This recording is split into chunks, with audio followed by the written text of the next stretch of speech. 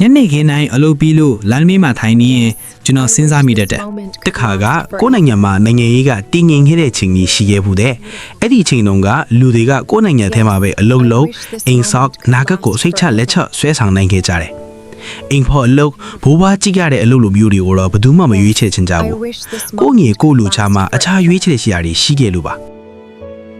ဒါပေမဲ့အချိန်တွေပြောင်းလာတယ် နိုင်ငံရေးမကောင်းတော့လူတိုင်းလိုနိုင်ငံရေးချာကိုထွက်သွားလူကြရတယ်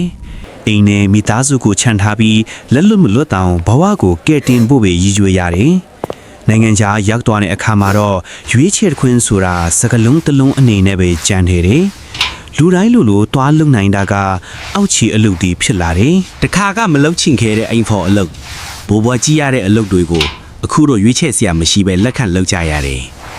အလုပ်ကိုမရွေးချယ်လို့မဟုတ်ဘူးဘဝကရွေးချယ်ခွင့်မပေးတော့လို့ပါလာစားရတဲ့နေတိုင်းပျော်ရတာထက်စိတ်နာခြင်းရတာပိုများတယ်ကိုတန်ဘိုးကိုကိုတိုင်းမေကွန်းထိုးရတဲ့ညတွေမနှဲတော့ဘူး အဲ့ဒီလိုအတွေ့တွေကဒီနေ့မှကျွန်တော်တိတ်တိတ်လေးမေးမိတယ်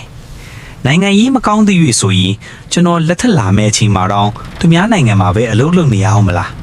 နောက်ပြီးကျွန်တော်တို့မွေးလာအောင်မဲ့ကလေးတွေလူငယ်တွေပါကိုယ်နိုင်ငံမှာအနာဂတ်ကိုမပိုင်နိုင်ပဲသူများနိုင်ငံမှာကျွန်းသွားခံရအောင်မလား အဲ့ဒီမေခွန်းတွေကအပြေမရှိသေးပေမဲ့တခုတော့ကျွန်တော်သိလာတယ်အခြေအနေကိုမရွေးချယ်နိုင်သေးရင်တောင်ကိုယ်စိတ်နဲ့ကိုယ်တန်ဖိုးကိုတော့လက်မလွတ်ပြလာဘူးဆိုတာပါနိုင်ငံသားကိုဘဝရဲ့အဆုံးမဟုတ်ပဲအဆင့်တစ်ခုအနေနဲ့သဘောထားပြီးကိုတန်ဖိုးရှိအောင်ပြင်ဆင်ရမယ်ဆိုတာပါ